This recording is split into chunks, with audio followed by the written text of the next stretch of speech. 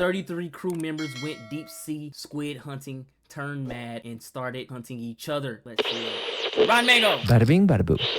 The deep sea Way out. liner 2682 was heading straight for the port in Shandong, China.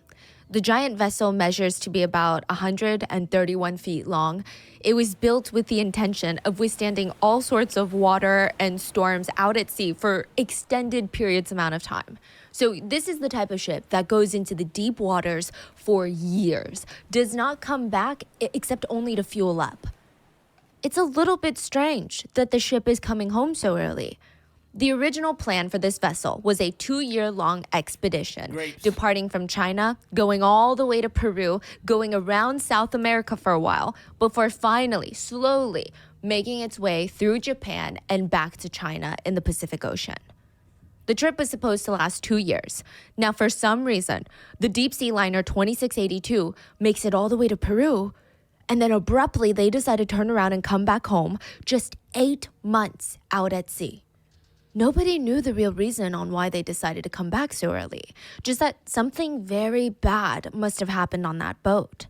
It was made pretty clear to anyone on the docks waiting that this was not a situation of everyone just being homesick. How much you get paid for squid hunting? There was a major rainstorm the day that the ship was coming back, and everyone that was gathered by the docks, they had these flimsy little umbrellas that were basically flipping upside down, and they're getting drenched in rain, just waiting for this ship. There's this really strong sense of uneasiness, anxiety. There were confused family members of passengers that were just standing around like, I don't know what's going on. Why are they coming home? There were men in suits who worked for the company that owned the ship. They're there confused. Almost a dozen police cars were also waiting for the ship's arrival. There are so many questions. Why would there need to be so many police officers showing up for a random boat coming home early? And it's frustrating because when you see a boat that big docking, you see the boat. You feel like it should be here any moment now. You feel like you can scream and talk to the people on the boat. But it actually takes about 1.5 to 2 hours to dock a boat that size. Wow. So for 2 hours, it take that long to park a boat? Do they got a parallel park boats? Is that even a thing? Or do they just pull up to where they need to pull up to? But an hour or two to park a boat? Oh, hell no. Family members are just standing there, cold, wet, drenched, and confused. The second that the ship docks, family members are strictly prohibited from talking to their loved ones that they have not seen in 8 months. The passengers of this boat, they're brought out one by one, handcuffed. Their heads are shoved into separate police cars, and they're whisked away. People waiting at the port, they're trying to ask questions like, what the hell is going on? But the police just ignore them. They get into their squad cars and they drive off. Clearly, this is not a situation of there being a technical issue with the boat or somebody falling ill. It didn't look like some sort of innocent fuel shortage problem either. Just as quickly as the police escorts the passengers away, men in full hazmat suits and goggles, the whole 9 yards, they show up. Forensic teams board the ship and spray the entire vessel with luminol, which I'm sure you guys have seen in crime shows and movies. It's a chemical compound that you spray onto a surface. It detects blood. Even if someone tries to clean up said blood, it can detect blood that has been diluted 10,000 times. What? For real? When did they come out with that? Why is this my first time hearing that? Once it comes in contact with blood, it starts to glow this pale blue fluorescent color. The whole ship started to glow, like some sort of badly edited Halloween haunted ship movie. There was so much, quote, cleaned up blood on the boat. It looked like someone had filled up water balloons with blood and just threw them at the walls of this ship, threw them on the beds, the deck, the cabins. Every square inch of that ship looked like there had been blood. Stairwells, communication rooms, kitchen, some of the beds were completely drenched in blood to the point where the mattress, it was spongy. Ew. But you really didn't need a forensic team to even tell you that something very bad happened on the boat. It's just a numbers game. Where do you even get that from? It's no way you can just buy that. That don't feel like something you can buy. When the ship embarked on its journey, December 27th, 2010, there were 33 passengers on the ship. 8 months later, the ship would arrive home early with only 11 people on the boat. Wait. 7th, 2010, there were 33 passengers on the ship. 8 months later, the ship would arrive home early with only 11 people on the boat. Damn! Are these them? I'm not gonna lie. He looked the fucking craziest. If he's the one out of the 11 people that survived, he looks the most insane. They did not get sick at sea. They did not get into some sort of freak accident. 22 people were murdered on the ship. And out of the 11 people who made it back, only one would share the story of what really happened on the boat. Or at least, that's what he claims. Dun dun dun! We would like to thank today's sponsors who have made it possible for Rotten Mango to support Words Without Borders, which is a nonprofit that translates international literature in an effort to bring countries and cultures together by closing the gap of language. This episode's partnerships have also made it possible to support Rotten Mango's growing team of dedicated researchers. Think about it. We should all, as a unified world, come up with one language everybody can understand. But like, people will have to sit down at like a table, a counseling table, and write down like, okay, this is what this means. And we can all just use that universal language. Why haven't we thought of that? Translators, so that they can focus on shedding light on stories from all over the world. We'd also like to thank you guys for your continued support as we work on our mission to be worthy advocates for these causes. As always, full show notes are available at rottenmangopodcast.com. But we did have the help of our amazing Chinese researchers and translators with the gathering of data on this case. But as always with any and all cases, especially the international ones, please let us know if there's anything lost in translation, miscommunicated, or if there are any other additional details you'd like us to know. Please let us know in the comments. And also, before we dive into this, a huge source for this episode was an interview with one of the 11 that came back on the boat. So a master race? No. It would just be like, say if like the United States get with China, get with every different language, just get in one room and then just decipher like different words they can all use as just one universal like type of vibe. And it was done by a journalist by the name of Du Chen. It's translated from Mandarin to English by Words Without Borders by Nikki Hartman and Emily Jones. And through that, the case was able to gain international attention. So please check out the original sources in the show notes. And with that being said, let's get into it. There are some superstitions that seamen just live by. There are the more obvious ones. Don't turn anything upside down while you're at sea. Wow. Like a cup, don't put the cup in the cabinet upside down. That means your ship is going to capsize and go upside down. Don't whistle on a boat because you're whistling up a storm. Or even the superstition of don't bring bananas on board. So this is like an older legend, but allegedly back in the day, like in the 1700s, a lot of ships were lost at sea. When they were found later, everybody was dead and there were just rotten bananas everywhere. A lot of banana cargo ships went lost at sea. The theory being that these boats were trying to move too quickly to their destination to sell the bananas before they ripened and got rotten. So it's pretty fast considering bananas get overripe just like that.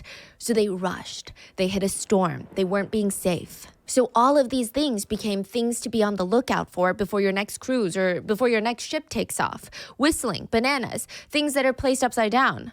But what do you do about the things that just kind of feel weird, but you can't necessarily decide whether or not they should stop the entire trip? Before the deep sea liner Lu Rongyu 2682 set sail, something very weird happened. Okay, well, two strange things happened. The first being that one of the crew members had to quit unexpectedly because their mom was run over by a truck and she broke her arm. And everyone was like, okay. That's all the truck did to her? That's a little bit weird. Maybe it's a little bit of a bad omen, but she wasn't on the boat, right? So it should be fine. That was the first, maybe this isn't a good sign. The second one was, the ship was still at the dock preparing for the 2-year-long journey. They're bringing in all of the necessities. The crew are getting settled in their cabins. They're doing routine checks. Most of them are actually going to be sleeping on the boat for the next few days just to get it prepped for departure. And in the middle of the night, there are these feral screams coming out of one of the crew cabins. Murder! Murder! Murder! Someone's just screaming bloody murder, literally. It was Chef Yan, the man hired and paid to be on the ship to do all the cooking for the next 2 years. He's screaming, murder! Everyone starts briefly freaking out until they realize nobody was murdered. Maybe the man's dreaming. Maybe he had a nightmare. They tell him, hey, go back to bed. Nobody's getting killed. Everyone goes back to their rooms. They start doing their own things, sleeping, playing poker, laying in bed, staring at their phones. And at 1 a.m., he starts screaming, "Murder! Murder!" all over again.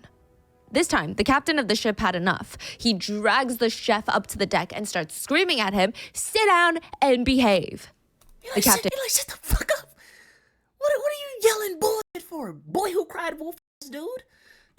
And storms off, and Chef Yan just falls to the floor of the deck, and he just looks defeated. He looks embarrassed. He sits there for a solid few minutes in silence, and then out of nowhere, ever so calmly, he gets up, walks to the edge of the ship, and jumps into the water.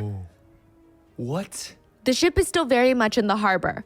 Nobody was sure why Chef Yan decided to jump into the water rather than just walking off the ship. But this is the only chef that's supposed to cook for 2 years, and he just jumped overboard? Oh, nah, bitch. Turn this boat back around. This is a very dangerous situation nonetheless. It's actually not smart to be in the water at the docks. You could be electrocuted. But other than that, the water is cold at night. The wind is strong. There's a lot of... Oh, yeah, he's a goner. Turn this boat back around. Pick up another chef. Brody a goner. Propellers in the water. I mean, no one could see him. Everyone came out onto the deck trying to lure Chef Yan back onto the boat, or at least back onto the docks for his own safety. But for 30 minutes, he's just swimming around the boat screaming, "Murder! Murder!" Eventually, he's pulled out of the water by another boat and sent home. I mean, the whole thing was just so strange. So did he go?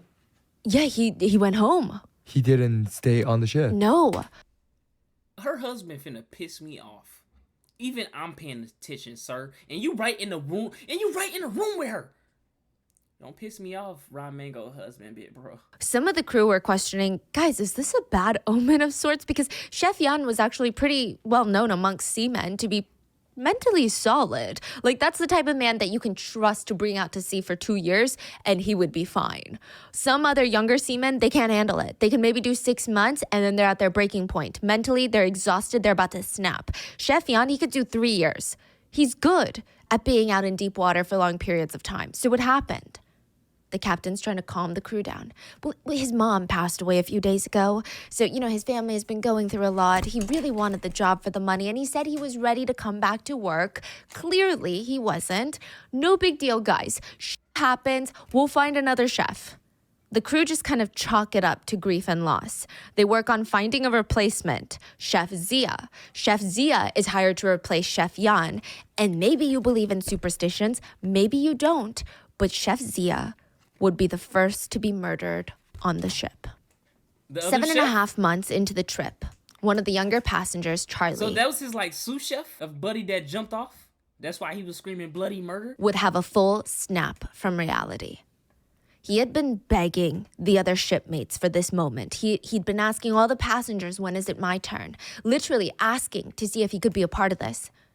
And it just felt good to finally be accepted after 7.5 months. He leaned down and he touched this oozy, sticky surface. So he dipped 2 fingers into the liquid. He brought it up to his face and he hesitantly swiped it on his cheeks. It was a red streak. And he started smiling because it felt good. So he bent down and he just starts erratically wiping his hands into the liquid and then frantically smearing it all over his face. And he screamed, "I've been bloodied!" His face was bright red. He was smearing the blood of his first human kill on the ship. And to him, it felt so good.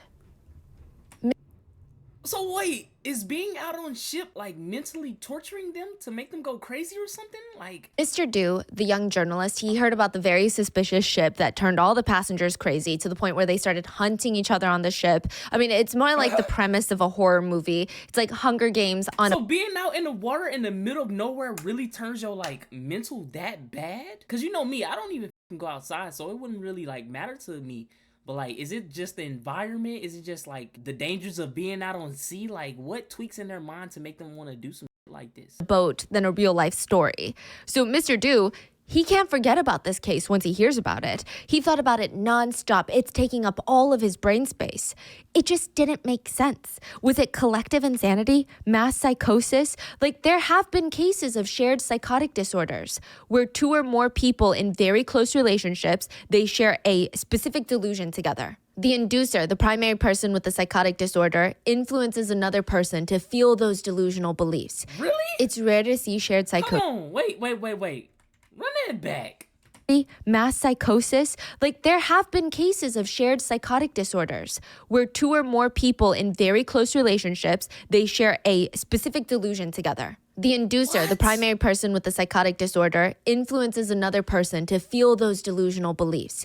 It's rare to see shared psychosis. Is that like for like weak-minded people that can't think on their own? Or like that could happen to anybody? Let me know.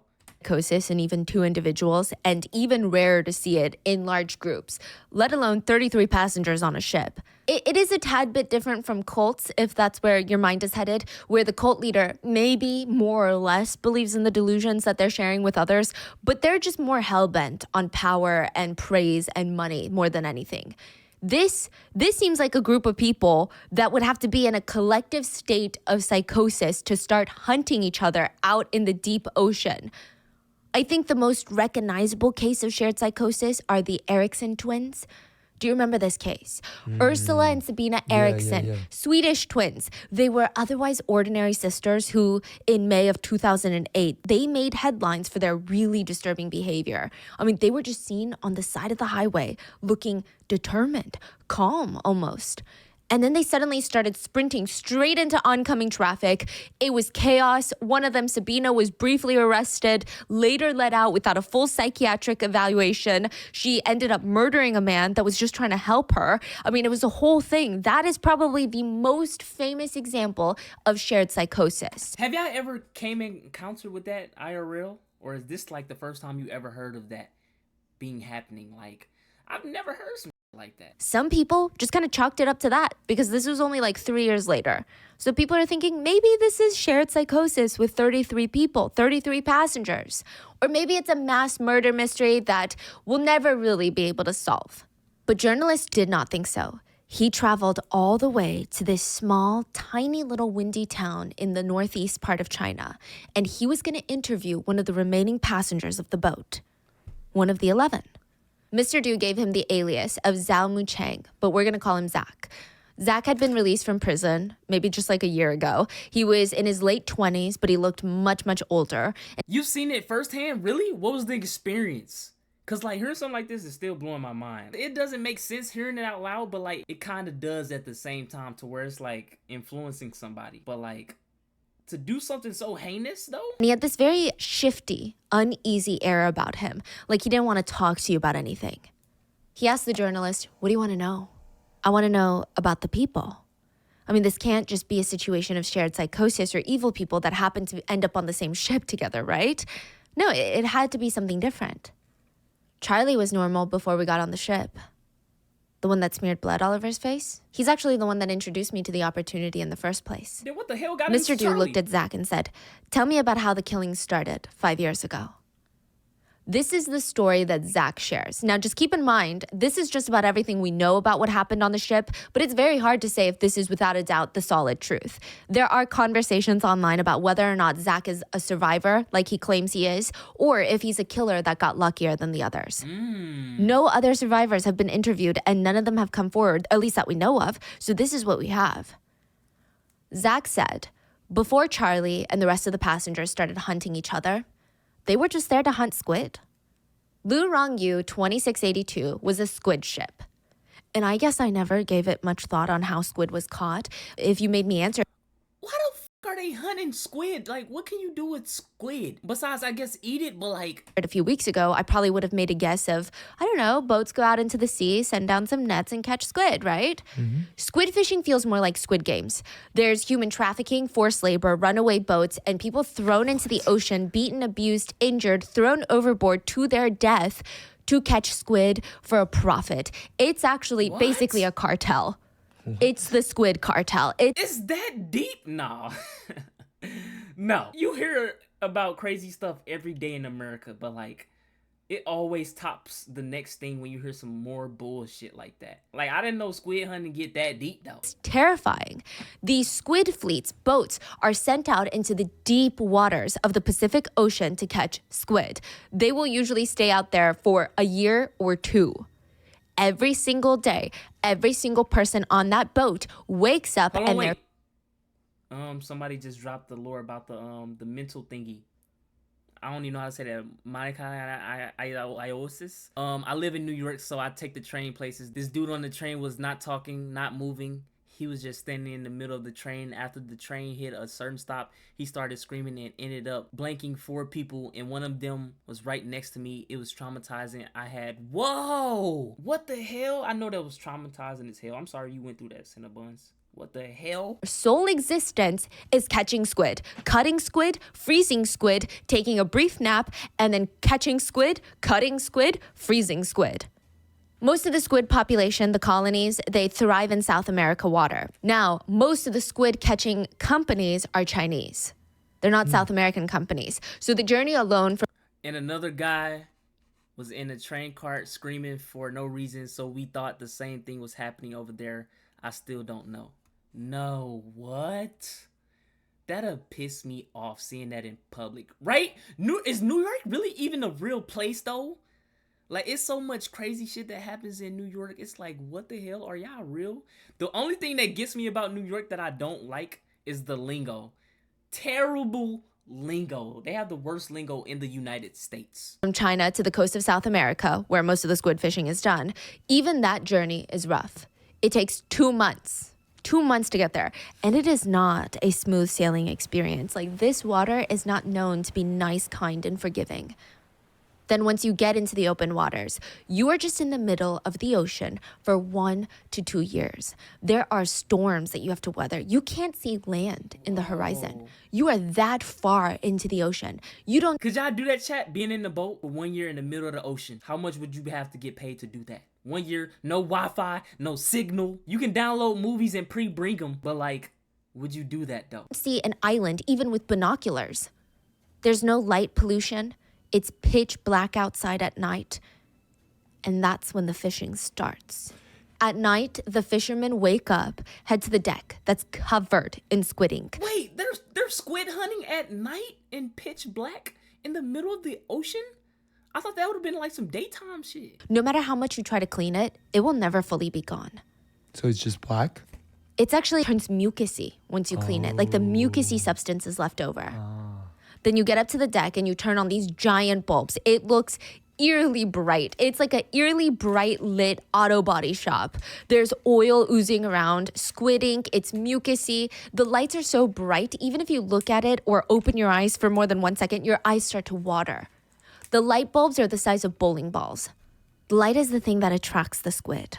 But you can't see much into the water or even around you because the light is shining down on you and the ship. So you probably feel vulnerable in the middle of the ocean and the ship is glowing this strange blue-green color straight out of a Pirates of the Caribbean movie.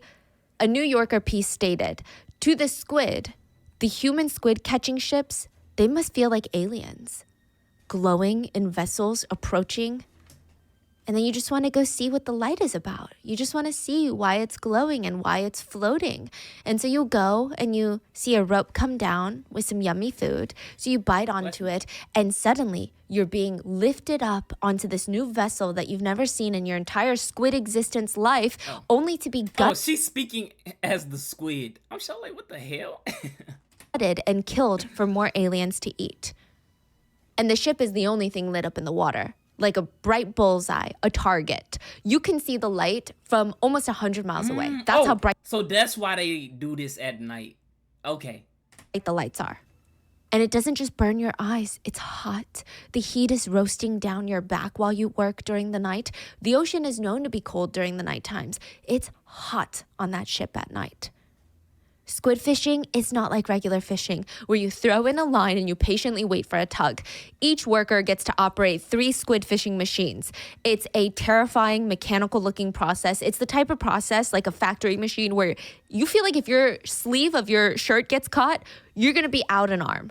That's what it looks like. Each worker has 3 giant wheels that keep turning and turning, and it's just bringing in more of this metal line. And every so often on this metal line, there's just squid on the hooks.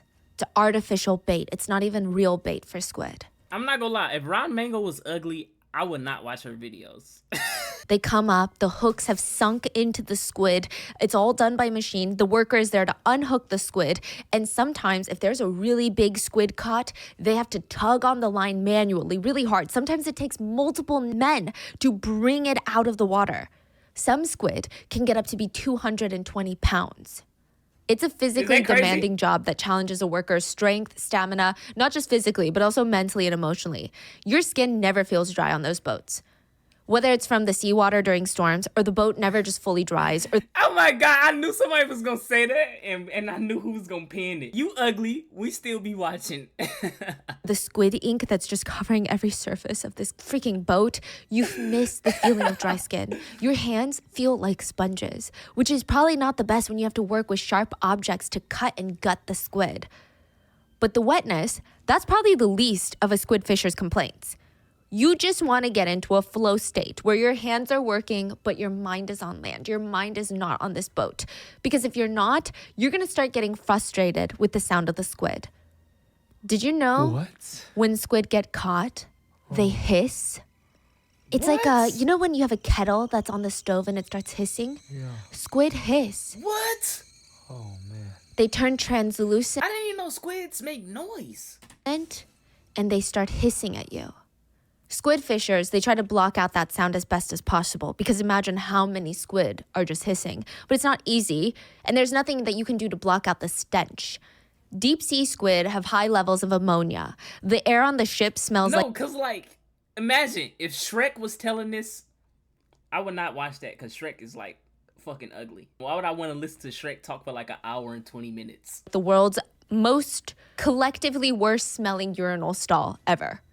By the end of the night of squid fishing, the entire deck floor is overflowing with squid, shin deep. You can't even walk around the deck anymore. It's all squid, and they're all hissing at you, and they're all oozing squid ink.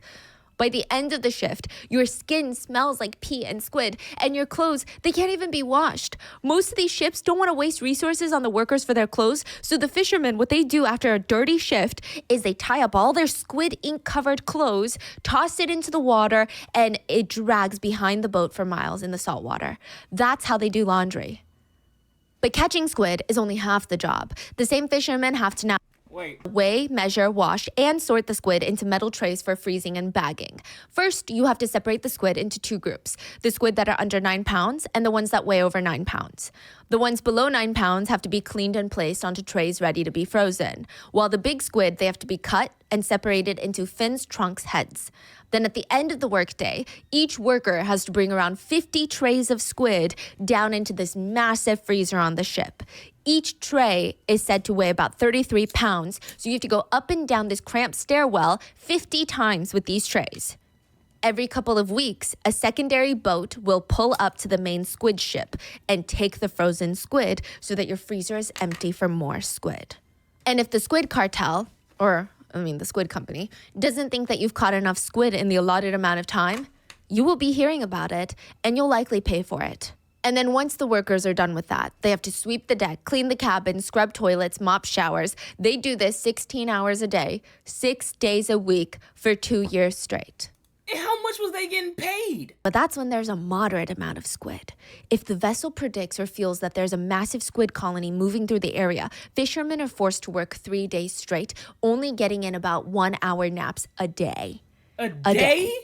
If you decide halfway through, guys... Whoa! They was making them go crazy. Imagine getting only an hour of sleep every day. Never mind. I don't want to do this anymore. Forget the money. You don't even have to pay me for the past 6 weeks. Just take me home. There's no way I can do this for another 1.5 years of my life. They're not going to take you home. There are a lot of alarming... Hold on, ho. What you mean you're not gonna take me home if I don't want to go home? I ain't even gonna lie, they gotta pay me $1 million to do some shit like that. Reports that people have been shackled, beaten, and starved, forced into submission to keep fishing for squid. Even if you're not trying to quit or go home, if you make a mistake or you're... Wait, are they even paying them? What the hell you mean they getting beat? A lot of alarming reports that people have been shackled, beaten, and starved, forced into submission to keep fishing for squid. Even What? Are you serious? if you're not trying to quit or go home, if you make a mistake or you're too slow at catching squid, you'll likely get beat. Some fishermen get injured on the job. Weaker men, they start going crazy just from not seeing the land for 2 years. Some fishermen die from low vitamin levels. Apparently, they get swollen like melons before they pass. Their eye whites turn yellow. They're exhausted, overworked, barely seeing the sun. They're not eating well. Why? Because by month 4, most vegetables and fruit have run out on the ship. Not that the workers were wined and dined to begin with. And if you're not injured and dying, you're watching everyone around you injured and dying in these brutal conditions. And the only stress reliever that you can somewhat afford on this boat, because you're basically cut off from the rest of the world, you can't contact your family or the outside world. Whatever you brought on that ship with you is all you have. You brought 3 books, you better reread those 3 books. A lot of crew members will just chain smoke as a stress reliever. But there's no gas stations out at sea. If you run out of cigarettes that you brought in the past 2 years, you have no more cigarettes. Unless you purchase them from the ship, from the company. They have like a little convenience store. The company will sell the workers cigarettes at maybe 20 times the price that they would be on land. A lot of workers, if they're not careful, they can smoke away all the money that they earn in 2 years. The idea that that's even possible. Nigga, this is a trap. How did these niggas sign up for this trap? It's 12-0 Seahawks. Don't piss me off. Puppet Tev. Just saying Squid ink costs about $40 for a small jar. And it's on the higher end. It can cost up for $120. But what the hell is the point? Why are they bottling squid ink? And like, who's eating squid? People that order calamari disgust me. I mean, is kind of insane. Or maybe you just need to relax. If you miss 1 day of work, you will get beaten and they get 2 days. Squid ink pasta? Need to relax. If you miss 1 day of work, you will get beaten and they get 2 days of pay taken off. What the f? Something to note, I went down the rabbit hole. The squid fishing industry is terrifying and China does dominate in that industry. There are a lot of questionable Chinese companies that have been called out for very illegal, very ethically immoral things that they have done to catch squid and the abuse that they put their workers through. I mean, some of the companies are just pure evil. But the New Yorker, they put out a piece of the squid fishing industry, and at the very end of their piece, they added food for thought. Because it's very easy to just point the finger at one very deplorable part of the food chain. But over 70% of China's seafood catch is exported out of China and into places like the United States and the EU. On some shit though. What the hell? What the hell? What the hell, Leonte? I am a creature of habit, and this is... W promo. Bottling squid ink, it's like, who's the first to put a squid ink in bottles? Who's the first nigga that was like, you know what? Let's eat this ugly ass thing in the fucking sea. A squid. Like, who is he? Cancel him. So this is the kind of ship that they're on. They're not on a 9-month cruise. They're on a hell journey for 2 years. Do you remember Charlie, the one who smeared blood all over his face? Mm-hmm. He was the one that got Zach the job in the first place. Zach had never been on a boat like this before. I beat the dog shit out of Charlie for even introducing me to some bullshit like this. Neither had Charlie. I mean, you would imagine that Xinfa Foods, the company that owns the ship, they would be recruiting real fishermen that know what they're doing to go out there for 2 years. But no, they were honestly just taking about anyone. Charlie was on the boat because he burned down a building. By accident, though. He worked for a bus company before this, and one night, Charlie got super drunk, started playing mahjong at a coworker's place. He's drinking. One thing leads to another. He burns the building down. Is mahjong like the Chinese version of black people dominoes? Look, we don't know exactly how he burned the building down. It seems to be an accident, but not really, because he was drunk and being careless. The whole building caught on fire, and because he started the fire, he was in a ton of debt for the building repairs. And he thought, you know what? This is the best way to make money quickly, because even if I make money right now, here's the problem. I keep spending all my money. I keep going and spending it on rent and going out to these restaurants and wanting to hang out with my friends. If I'm on this ship, how am I going to spend the money I'm working on? And I get free room, 3 meals a day. It's very little expenses. Zach describes Charlie as being the type of guy that was pretty excited about this whole experience. He wasn't moping around, dragging his feet, like complaining about, oh, I can't believe I have to do this because I'm in debt. I didn't even mean to set the place on fire. He was actually a happy-go-lucky kind of guy. Zach and Charlie knew each other from working at a restaurant together. A few summers back, they both worked at a barbecue restaurant. And I feel like this was a bad omen in and of itself. It was a very rainy summer. They worked at a barbecue restaurant. Outside, they made next to nothing working together. It seemed like these two friends, they just did not have the best luck when they were put together. So Charlie calls Zach, tells him this is the job of a lifetime. The fishing company is going to pay us 45,000 yuan a year. The average salary in China in 2010 was closer to 35,000 yuan. This is with a college degree, like an office job. So this is equivalent to like America's, no? This is a big deal. They don't care about your education background. They don't care about your work experience. I mean, this is unheard of. Side note, 45,000 yuan is about 6,500 US. 30, wait, hold on, wait. Side note, 45,000 yuan is about 6,500 US dollars. So 40, hold on. 1,000 yuan a year. They just did not have the best luck when they were put together. So Charlie calls Zach, tells him this is the job of a lifetime. The fishing company is going to pay us 45,000 yuan a year. 45,000 yuan a year. The average salary in China in 2010 was closer to 35,000 yuan. This 35,000 yuan was the average salary in 2010.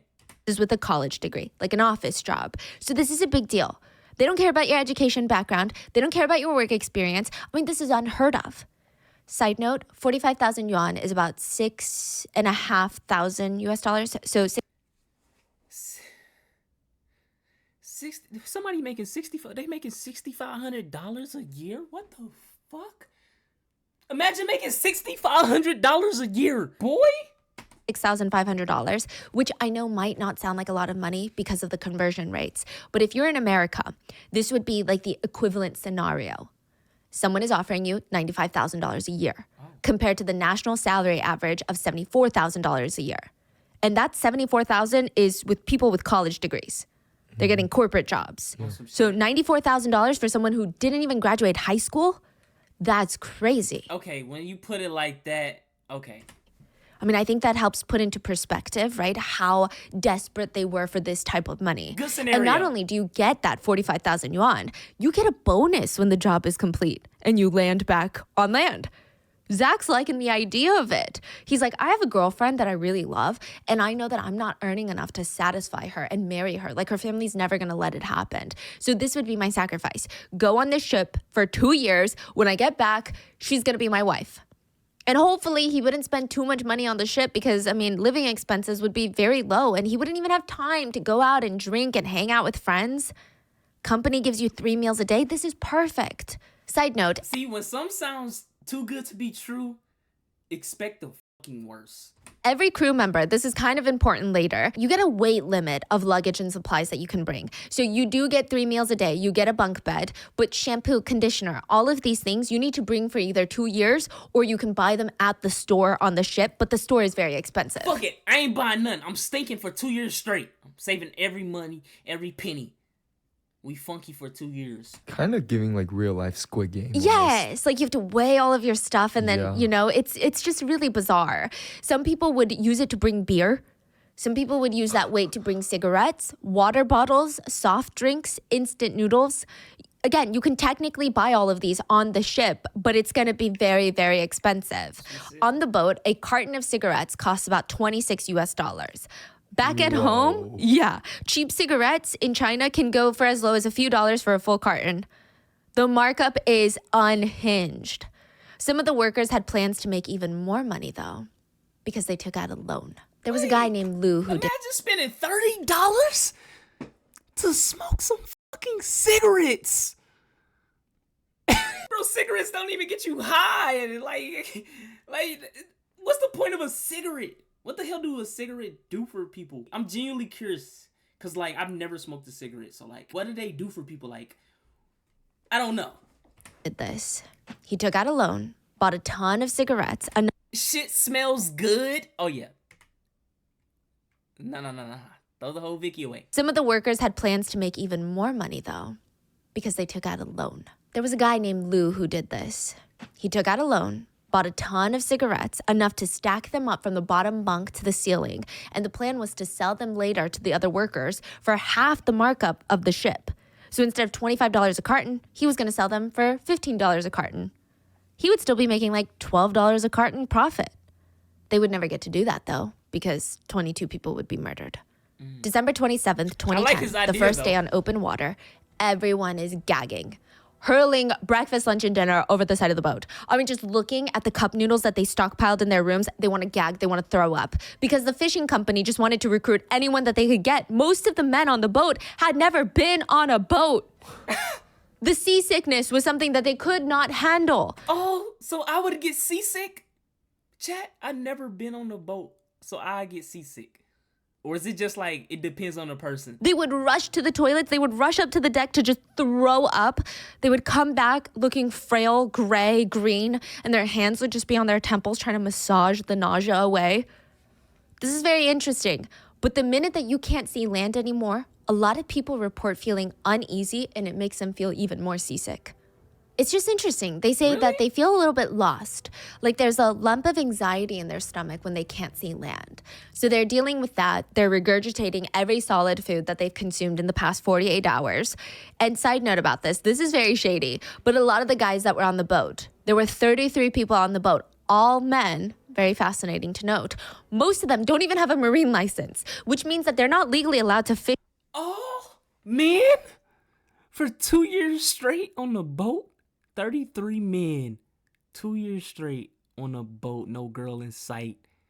Oh my God. They whacking the skin off they shit. I'm not even gonna lie. They whacking the skin off they meat. 2 years, no booty? Over with. At sea, and they're considered illegal laborers.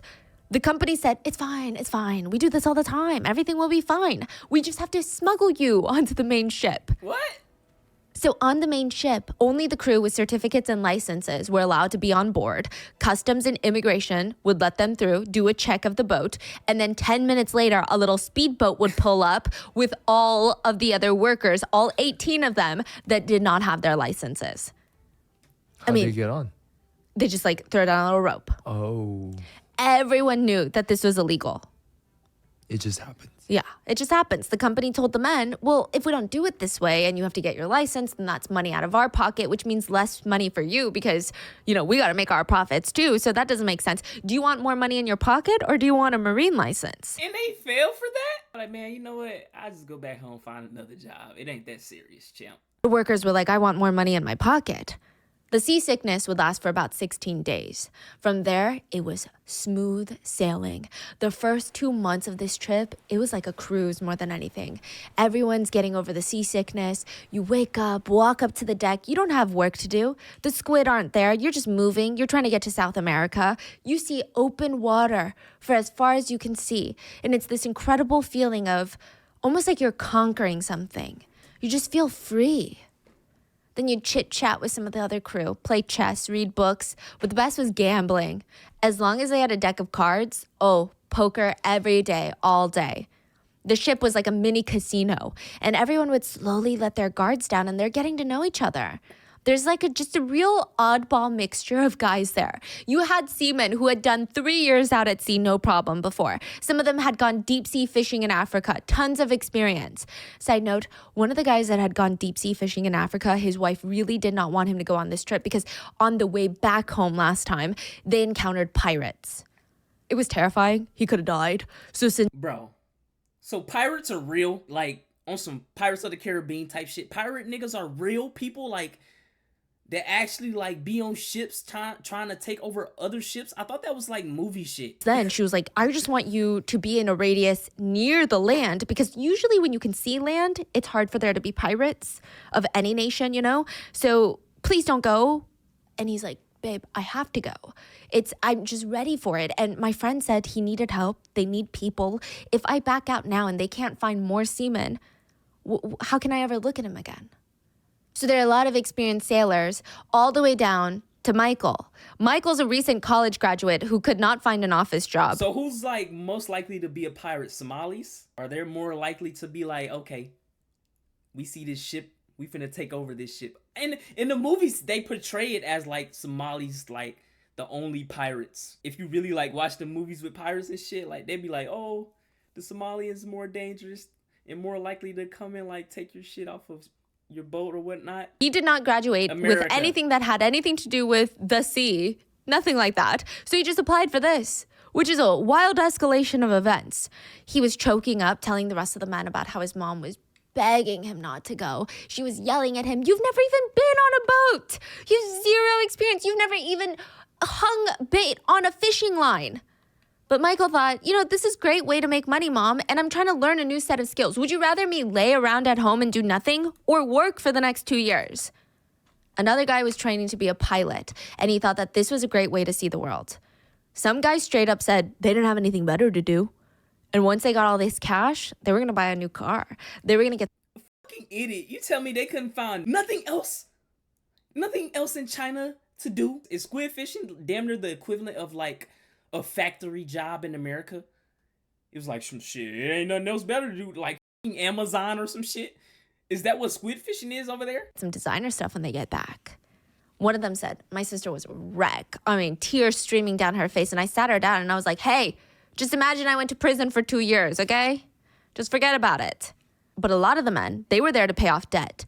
One guy had a pig farm that got completely obliterated by a pig disease. He owed a lot of money. Charlie, he burned down a building. But none of that really mattered on the boat because there's no way for creditors to track you down on the open water. By early February 2011, the ship had been sailing in the Pacific for over a month, and it was almost Chinese New Year. There is this air of excitement and peace within the ship. Everyone's cooking up the feast. They've got 8 meat dishes to share. They're sitting on the ship floor with metal bowls and disposable chopsticks. They're helping each other scoop rice. It's all this like cute moments. They're laughing, joking about how when this is all over, we're going to go to each one of our hometowns and eat the hometown food. I want to try those noodles that you keep talking about from back home. They were allowed to use the ship's satellite phone to call their families back. Oh my God, right? Bro, I was in boot camp. It was this fucking white dude from Ohio. And he used to always talk about some fucking chili from Ohio. What's the famous chili from Ohio? Something. I forgot, but he say that shit every day for months straight. Skyline chili. Skyline chili. That's the fucking chili he used to fucking spam every day. That shit used to piss me off. That made me hate him. Chinese New Year. And it would be the last time that many of them would ever get to talk to their loved ones. 2 months before arriving back at the harbor, loud music was blasting on the ship. Everyone knew what that meant. It was time to hunt. They were hunting each other. By the time that the music cut off, people would be dead. If you were unlucky, you would be brutally stabbed and thrown overboard with nothing but the loud music ringing in your ears. And if you were really unlucky, you would still be alive when you hit the water. And then you knew that the end would be you waiting for the fins to show up, because once the sharks smell blood, they come out to feed. There are a few distinct phases that the passengers would go through before they completely snap and start playing Hunger Games on this boat. The first phase is nothing is wrong until something is wrong. Zach was in the dorm one day when he saw Lou, another crewmate, and he left his notebook laying on the bed. They were almost to Peru, so he reaches over, he's flipping around, and it's all sort of like random numbers written down. When Lou comes back into the room, Zach asks, hey Lou, what are you writing down in your journal? Oh yeah, those are the ship's coordinates and where we are. Oh, why? Doesn't the ship track that? No reason. I just thought it'd be kind of fun. What? Zach kind of waited for Lou to explain further about this whole coordinate situation because it's just a little bit weird. But Lou was just an interesting man. He always looked like he was deep in thought on this boat about something, somewhere. But he would never tell anyone what it was, which is fascinating because by like month 2, everyone is telling everybody their deepest, darkest thoughts and secrets because you don't have anyone else to talk to. All people... Chat, have you ever told anybody your deepest, darkest, heinous secret?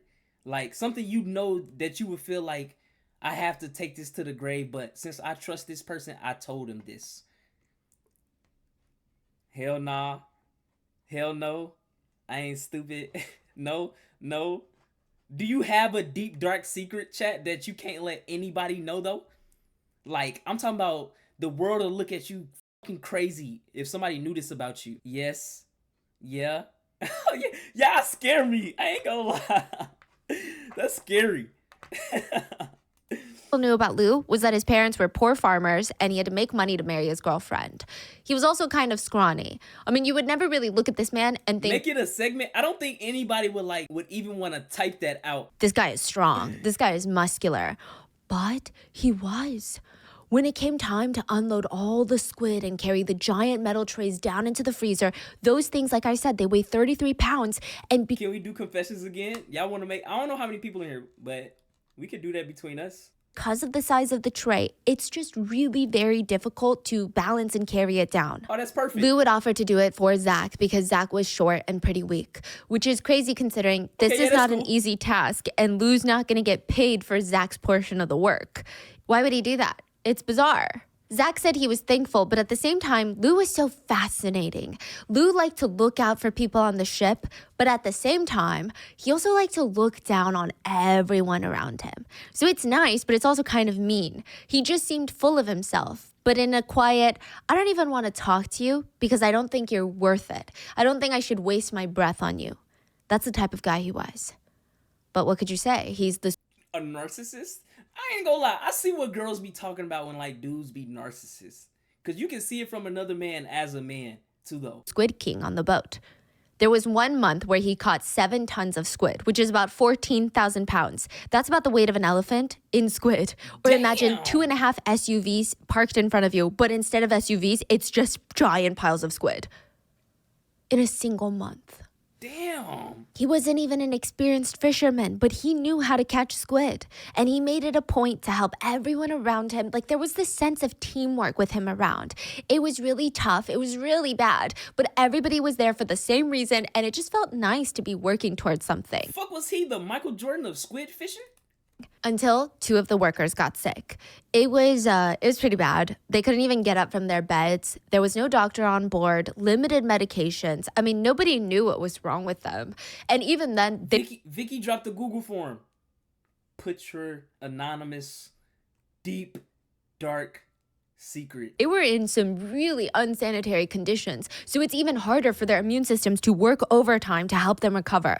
One of the guys that fell sick was Lou's best friend, Little Minion. He was the youngest on the entire ship, 19-year-old Jin. He was so sick, he was laying in bed asking Lou, can you call the company? Just request me be taken off this ship. They don't have to pay me for the past, 4 months of work. I don't care. I just need to go home and see a doctor. It's that bad. I don't even need any of the money. Jin's parents were from Beijing, and they had a bit of money. They had a house, they had a car, which is a pretty big deal in Beijing. The only reason Jin ever came was because he liked Lou, and he wanted to be a sailor. That's it. He was in it for the ride. The company rejected his request to go home to see a doctor. No. But I mean, if you want to go home, then the shit have to go all the way back? Well, they can request that Why they low-key running this shit like the fucking Navy? Low-key? Smaller boat come and get you, and you can pay for that. Pay for your fare back. Okay. But not only that, the captain of the boat, Captain Lee, instead of helping the workers, he called the company like a little snitch and made sure to stop their payments for a month while they recovered. The 2 sick people. The 2 sick men were really upset about this. I mean, I think everybody on the ship was because bogus. they had all been working so hard. There was a sense of teamwork established, and now it's confirmed. If you get sick from working your hardest, nothing you did matters because the company will stop paying you. They won't even appreciate that you exhausted yourself and that's why you got sick. Even the captain isn't on your side rooting for you. And this just planted a tiny little seed in everybody's minds. The captain in this company, they're not on our team. And then one comment did it in. Everybody was sitting around eating when one of the workers looked pensive. Everyone's like, what's wrong? Nothing, I just, well, it's probably nothing. What is it? We were supposed to depart on December 28th. But do you guys remember how we left a day early on December 27th? Which means technically our contract doesn't make sense because our contract is December 28th to December 28th, 2012. But what if there's some sort of legal loophole? Because technically we started working December 27th. What if that means our contract isn't really valid and it doesn't mean anything because we didn't start work on that day? Does that mean they can get away with not paying us? I mean, I'm sure that's dumb, right? So what is he getting at here? Basically just using them and not giving them money? Big company, there's no way. That doesn't make sense, right? Yeah. The workers glance around, and the seeds start sprouting roots. A few of them are whispering in the dorms that night, and they decide they might prolong their whole contract out. Next day that they would just ask the captain to clarify a few things in their contract. No big deal, you know? They sit the captain down and ask about the specifics, and if they're still going to get paid the 45,000 yuan. Well, they started a different day as the day listed on the contract, which means their contract is invalid and won't get paid. Wow. Okay. Hearing that, this shit probably finna get crazy now. You were gonna get paid 45,000 yuan if you didn't catch any squid. What? Wait. Yeah, if you... Hold on. Oh my God. No, this did not just say that. I would have smacked this little stupid captain hat off. I did not hear that right? Going to get paid the 45,000 yuan. Hold on. Sit the captain down and ask about the specifics. And if they're still going to get paid the 45,000 yuan. Right. Well, you were going to get paid 45,000 yuan if you didn't catch any squid. Ain't that about a bitch? No! What the hell did you... No. They didn't read the fine print? If they didn't catch any squid? And they all catching squid and shit? What? Yeah, if you caught no squid, you would be guaranteed 45,000 yuan a year. But if you catch squid, you don't get the guaranteed pay. You get the base pay plus commission. What? Well, how much is the base pay? 1,000 yuan a month.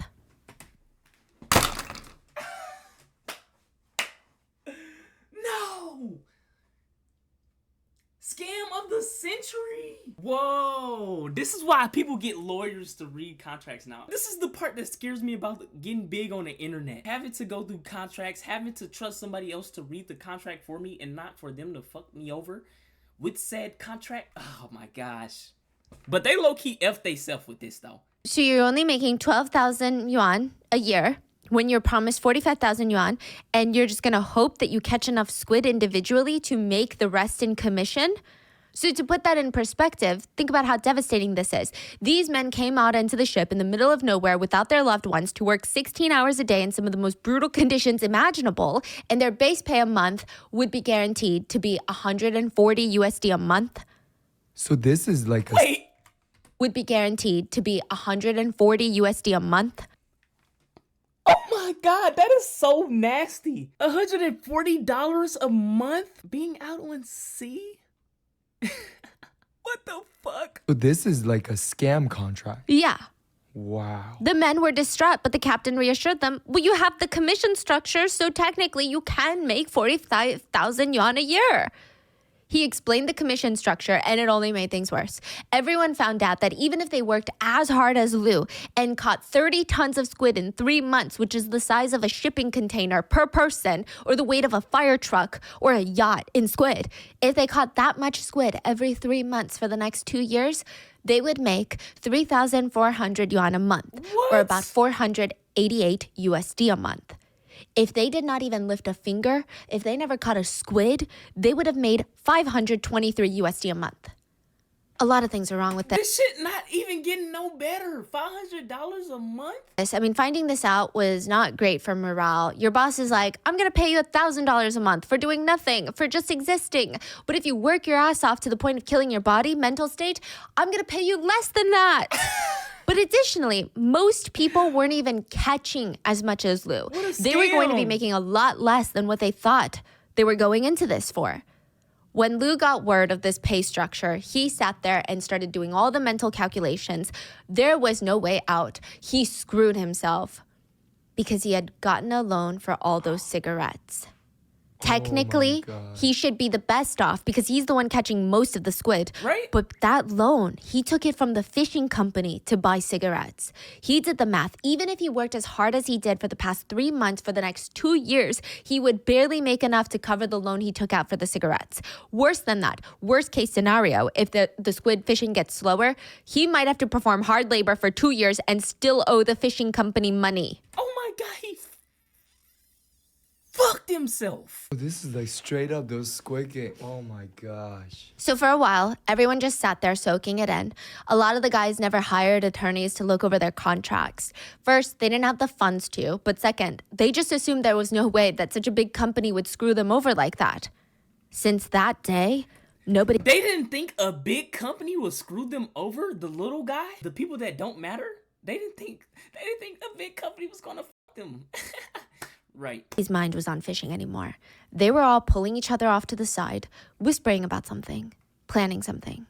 There's a saying in China, it's very straightforward.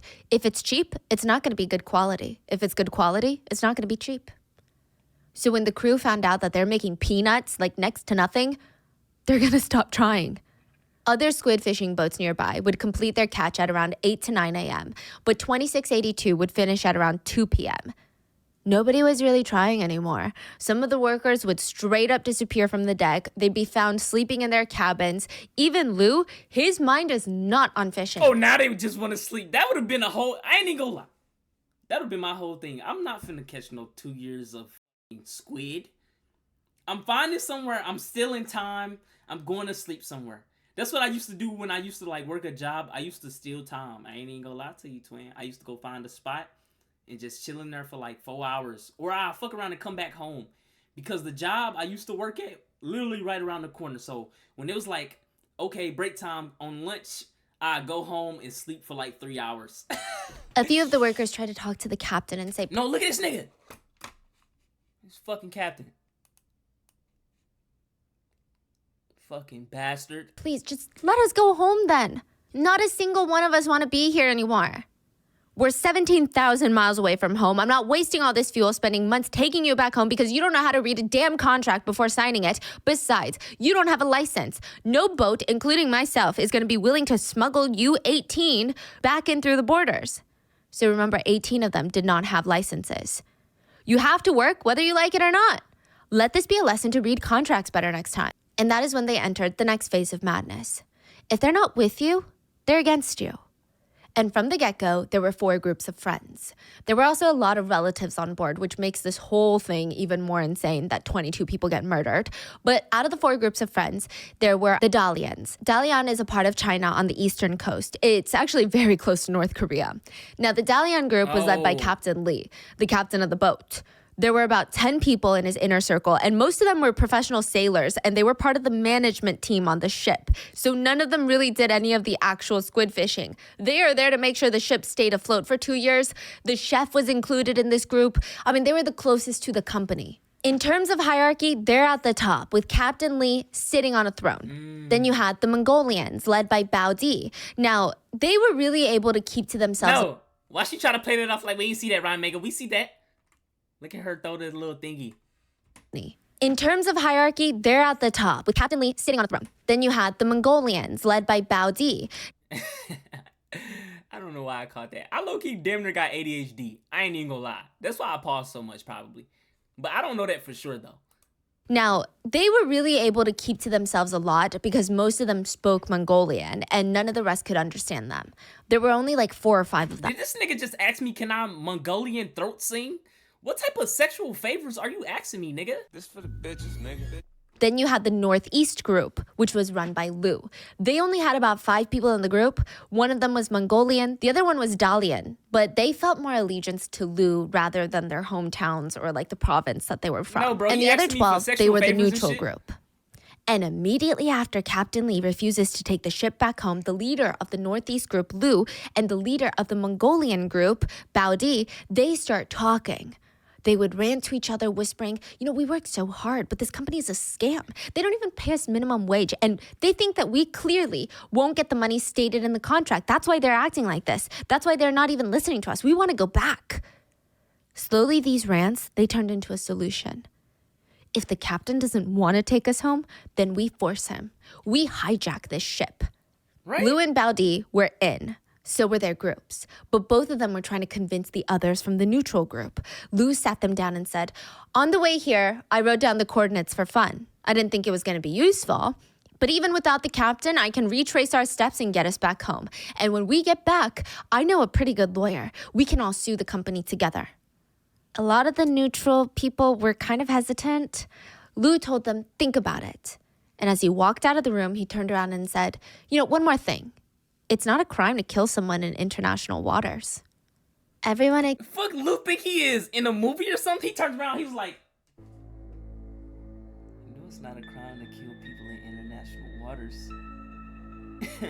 Fuck, you think he was in the anime or something, Luke? What the hell? Except the management team, the Dalian group, knew about the plan to take over the ship. But not everyone was on board with Lu and Baodi. They were scared. If they weren't successful, the captain would beat them up all to a pulp.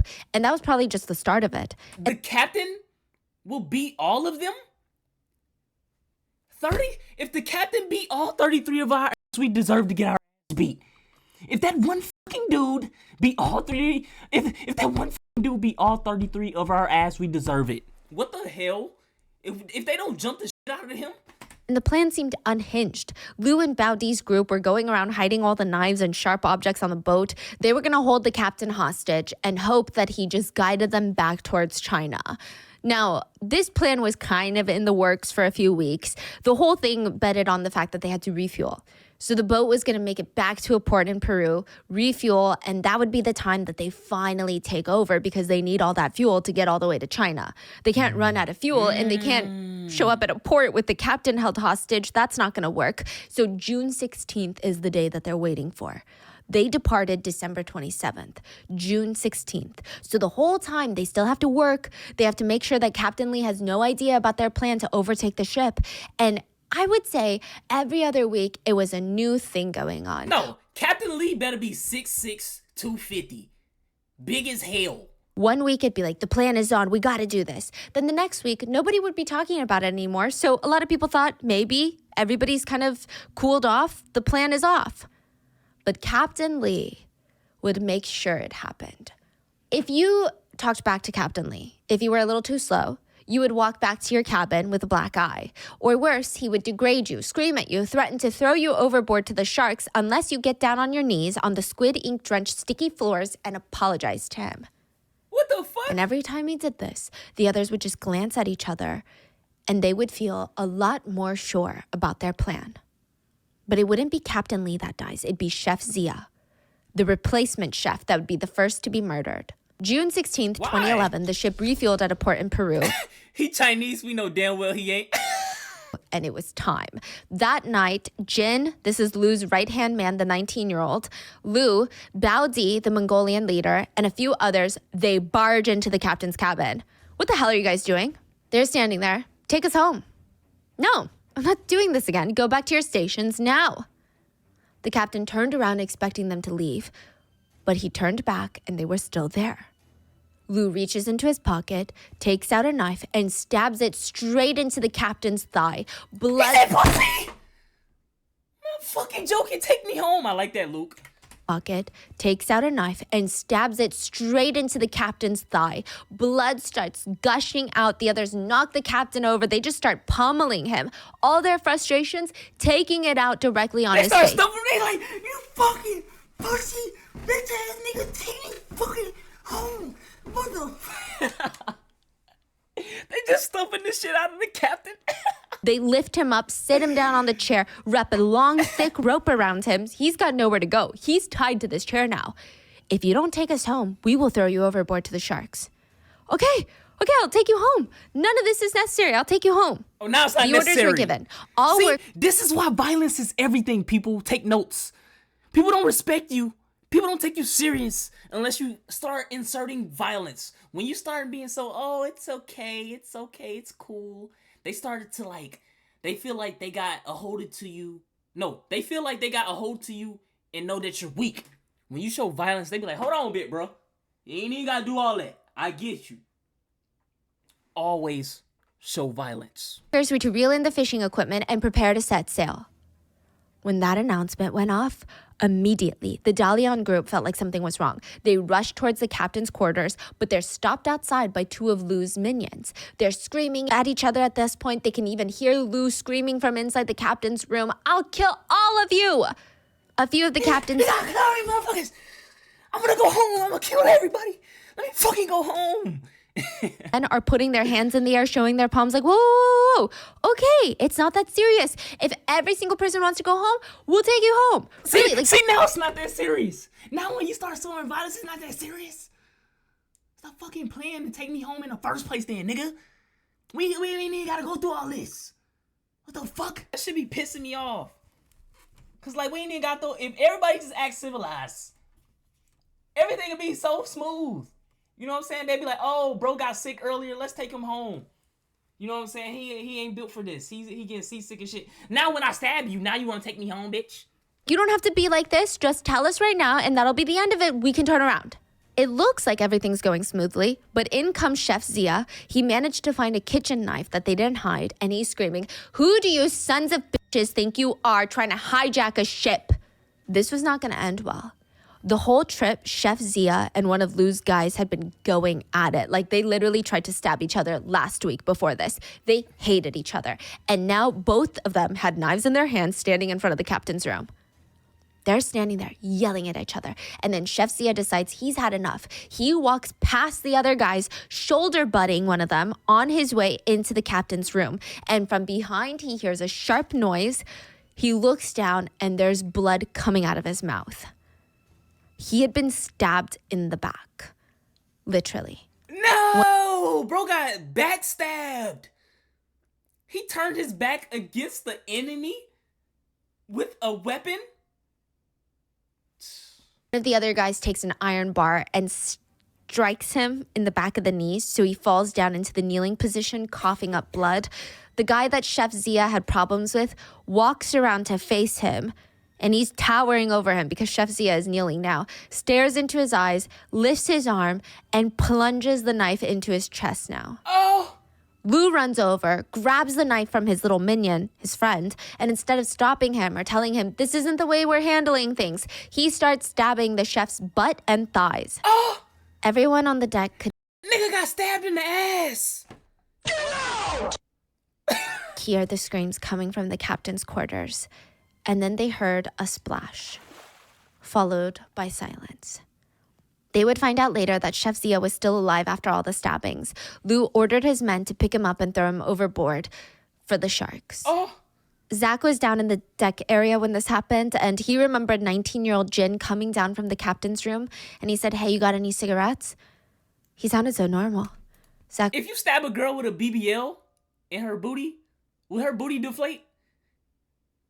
was so scared he quietly passed him one, and Jin's hand was shaking when he took it from Zach. He couldn't even light it. He just said, Chef Zia's dead. Everything changed that night on that ship. Zach was called up to Lou's group by the man who stabbed Chef Zia, the guy that hated Chef Zia. Zach's taking it as long as he can because who knows, is he getting stabbed next? I mean, he didn't have problems with anyone on this boat, but like, these people are unhinged. He goes there slowly. Lance, the guy who killed Chef Zia, puts his arm around him. Zach, why don't you go and get some sleep? We like breakfast early. You're going to be our next chef. Okay, sir. So his name is Lance. Yeah. First killer. First killer. Lance led him to the stairway and pushed him forward. There was blood everywhere from Chef Zia's death. Zach wasn't wearing shoes. He was barefoot. He looked back and Lance was like, come on, go on. He stepped into the blood, and when he got to his cabin, he calmly wiped his feet, took off his rain gear, and he laid down in his bed, and he said he could not fall asleep the entire night. He was so scared for his life. He just laid there thinking, what the hell is going to happen next here? Actually, nobody on that ship really slept that night. They were so scared. Bao Di, the leader of the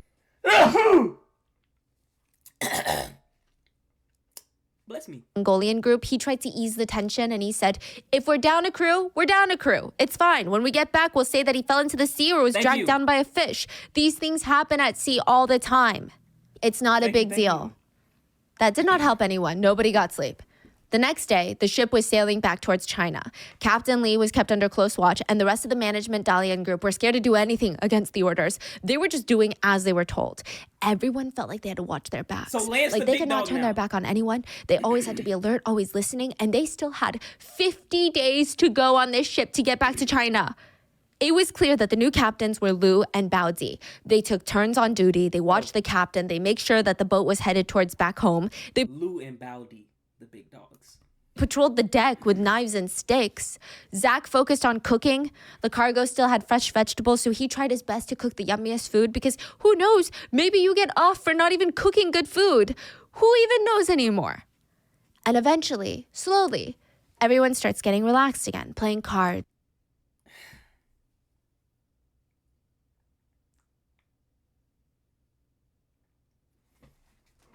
You know what? He's not Brady. It's okay. He not TB12. Smoking around each other, drinking. Well, everybody but Lou. Something was happening with Lou, up there in his mind. Lou did not like hearing the whispers. If he felt like you were whispering with someone, he would sneak up on you so quietly you wouldn't even know that he's standing inches away from your head. And then he would loudly ask, "What are you talking about?" Like, damn, you out of my business. Geez, nothing. Sometimes he would scream from afar, "You guys over there, what are you gathering and speaking so softly about? Are you afraid someone might hear you?" He felt like he was going crazy. He knew that people were whispering about him. They were trying to kill him. He could feel it. Lou went around double-checking, triple-checking that all the knives were confiscated, the life rafts were tied up with steel bars, and the life jackets were also locked up so that nobody could escape, nobody could hurt him. Lou was suspicious of everyone, even his closest friends. Zach wasn't Lou's close friend, but he noticed that something very dark was happening inside of Lou. He was convinced the management team were going to kill him and take credit for saving the ship and crew from the hijackers. He thought, they're going to go to the company and say, "Look what I did. Look how I stopped the hijackers. Pay me extra money." The others tried to calm Lou down. They wouldn't do that. That would just be so dumb. You know, I think at this point, all of us, we just want to go home safely and put this behind us. But one night, one of Lou's men pulled him to the side in the cabin and he whispered, "They're trying to fight back. They've asked me to join up against you. Go up against you and all of your friends." Who is? The management team. Lou was upset but not surprised. What else did they say? Bo, the guy who was telling him everything he knew that the managers were talking about, he said July 20th, near the coast of Hawaii, they're going to do something. Oh. So instead, that day, Lou ordered the slaughter of 6 men from the management group. Ooh. And Bo. If Bo was out here spilling all the secrets of the management team, he could not be trusted with Lou's secrets. The day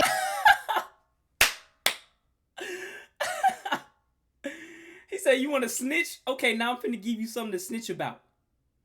of the hunt, Lou used the loudspeakers to play music. He didn't want the neutral people to freak out at the sounds of murder. But all it did was put everyone more on edge because it's not like a soundproof vacuum. They can hear screams. They can see blood. They can hear splashes of The people. management was trying to kill Lou.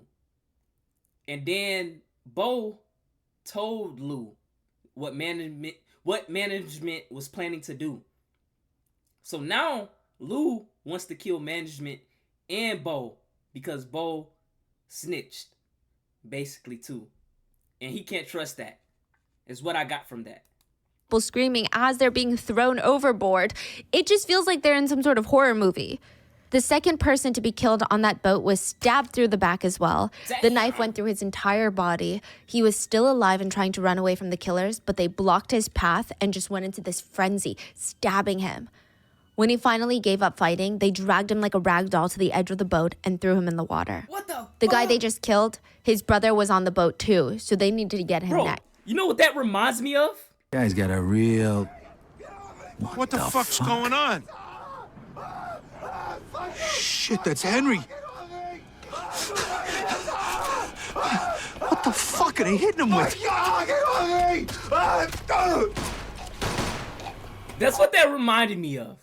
They ran into the brothers' cabin. It was a coordinated attack. One person grabbed the target? brothers' arms, pinned them upwards on the bed. The others just started stabbing everywhere. The bed sheets, the mattress, completely soaked in blood. It was dripping onto the floor underneath. What's the game? He was dead when he was thrown overboard, like his brother. Next, the killers started hunting the rest of the management team. They lured out Peter from his bedroom. They were waiting behind heard the about door. that. The minute he stepped out, they stabbed him. Damn. Peter started freaking out, decided to make a run for it. He ran to the deck, and he had a split-second choice to make. Either die by stabbing like the others, or drown. He looked down, and he jumped to his death. With the No. squid. Lou was content, but he wasn't done. He went into the cabins, dragged another one out, stabbed him, threw him into the sea, and there was just one more person he wanted to kill that day. No, this nigga's a real Michael Myers. You know how like crazy you have to be to stab? Ew. Wang. They barge into Wang's cabin, just start stabbing him everywhere. Wang was asleep, so he woke up screaming in pain. He's trying to grab anything. Oh my god, he got stabbed out of his sleep. I hate getting woke up out of my sleep. He got stabbed out of his. Nearby to hit the killers with. He ends up falling from his bed. They stab, disembowel him, and they taunt him. What's the matter? Your guts are spilling out. Oh no, what to do now? When they were done, the killers were drenched in blood. Zach was in that same room as Wang, laying frozen in his bunk bed. Lou straightened up, turned. He's covered in blood, and he saw Zach laying there. He looked at him and said, I asked you to join us at the start, but you didn't. Wait, Zach is a roommate there? With Wang. So he just witnessed the whole murder? And he did not move.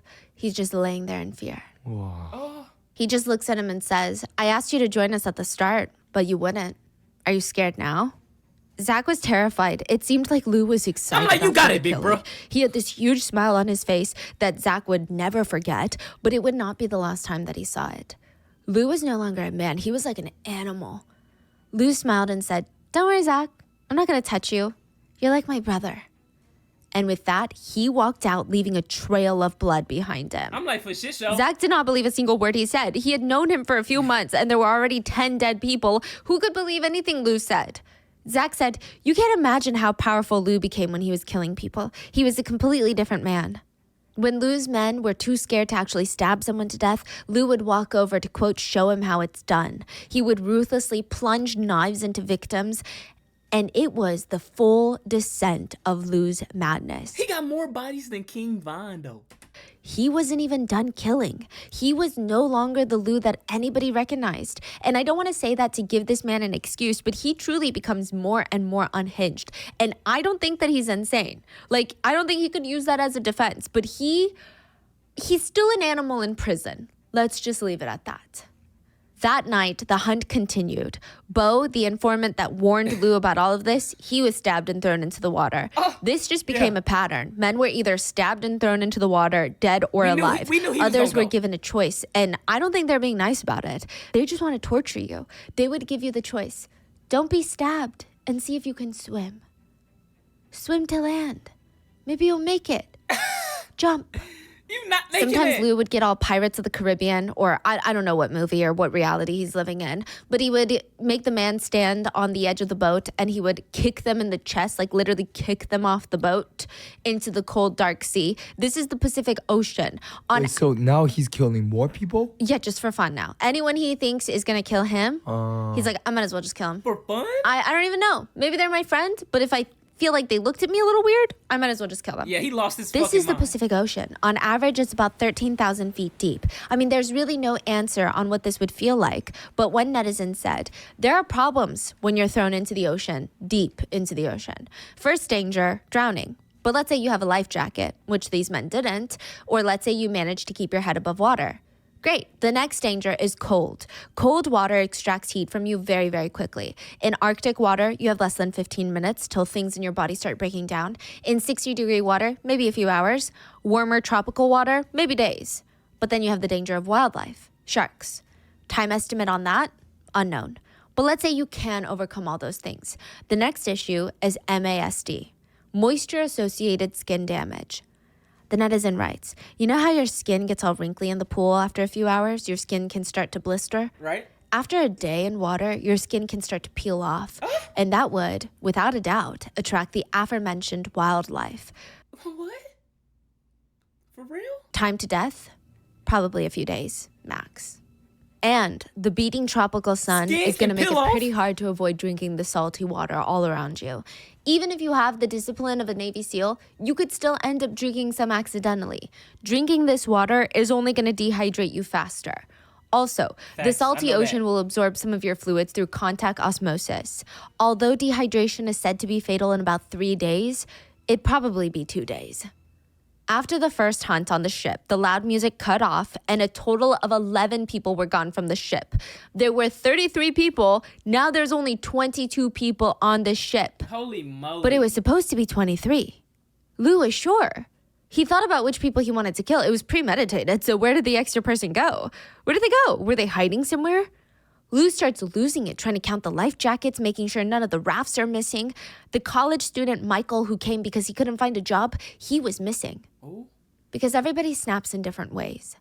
Michael had just graduated college, and he knew even if he made it all the way back to land, he would never be able to look at himself or people ever the same. Not after all the blood that he saw on this boat. Oh. So he jumped off the ship to his death. When Lou found out, he had this incredibly condescending laugh and he said, "Why did he jump? I wasn't gonna kill him." Why the fuck did he jump? Just because he couldn't go back to look at people in the face after he just experienced something? Shit. Time heals wounds, buddy. To make that irrational decision that early and you just got out of college, twin? Holy shit. He just said, fuck it. I'll die this way. That poor kid. I was gonna use him as my spy. Michael had snapped. And Zach, he was in full survival mode. 29-13. His brain blocked out how bad it was. He was blocking out everything that he was seeing. The only time he kind of had some sort of idea was when he was prepping meals. He went from prepping 32 meals to now just 22. Once when he was serving meals, he got so anxious, he went up to the deck and he started pacing. He felt like he was going to have a panic attack. And one of Lou's guys came up to him and said, "Stop stressing out. Nobody has it in it for you. We're all buddies. We're not going to touch you. Look, if you get a proper job one day, I'll look out for you, you know?" But all of it just sounded so fake. Zach snapped at him crying, "Just warn me first if you guys decide to kill me, okay? And I'll just throw myself overboard, save you the trouble." Zach started looking for small spaces to hide on the boat. Which one would you choose, chat? You jumping overboard or you getting stabbed in GTA? Oh, that's a hard decision. I mean, there was nowhere. He even briefly thought about getting into the freshwater tank, but it was so easy to spot him inside, and there's no way for him to close the lid from the inside. He tried to rip up any sort of foam insulation in the ship to see if he could crawl in. I should have skipped school? What the hell type of school you got today? To the insulation. He tried stealing a life jacket or a raft. I mean, anything. Something. All he came down to was, if he's out in that water and he's still alive, he could maybe eat fish eyes. They have drinkable water content in them. That's all he knew. He was taught, eat fish eyes if you're thirsty. But even that's pointless. In the middle of the Pacific Ocean, they can't even see land nearby. The closest land to them was Japan, and Japan was 1,000 miles away at this point. If you took a boat, you would travel 1,000 nautical miles in 5 to 10 days, depending on the boat. 5 to 10 days on a boat. There was no way. That's if the sharks didn't even get Zach first. Cooked. What was the point of staying alive in the water when he was going to die anyway? Zach's new mission became just to stay alive for as long as possible, because if he were killed and thrown overboard, at least he could be a little bit closer to home. Maybe his parents could put him to rest. As they got nearer to Japan, Lou told everybody on that boat, 22 people, that he had a friend in Japan that could get them fake passports, but they would need to send money to get it done. He wanted all of them to use the satellite phone to call their families, ask them to transfer $1,000 into Lou's girlfriend's account, and she would get them fake passports. About that bitch, Lou. Fuck you, me. Fuck, how we so sure? Why are we trusting Lou like this? Hell no. There was just something about the way that Lou was urging everyone to do it. The message was very clear. The underlying message was, I don't care if you get these fake passports or not, because I don't think you're going to get off this boat. The Mongolian group were now getting sick of Lou. They were sick of him bossing them around, acting like they were dumb. They knew what he was planning to do. They knew where that money was going. The plan to overthrow Lou was in the works by the Mongolians. The first step, they decided, was to create chaos within Lou's group. What the f is Mongolian throat singing, though? Baudi, the Mongolian leader, would pull aside 19-year-old Jin, Lou's 19-year-old best friend / sidekick, and he would tell Jin that Lou plans to kill everyone else on the boat minus a few of his old buddies, and he was planning on escaping to Japan without the rest of them. And Jin's not a good candidate to keep alive. First of all, he's too young, he's too immature, Lou might feel like it's a risk, and he's still too frail from being sick. It's a real thing. Baudi's plan was to plant seeds in Jin's mind, make him want to move over to the Mongolian side. And it seemed like it was working. Mongolian throat singing.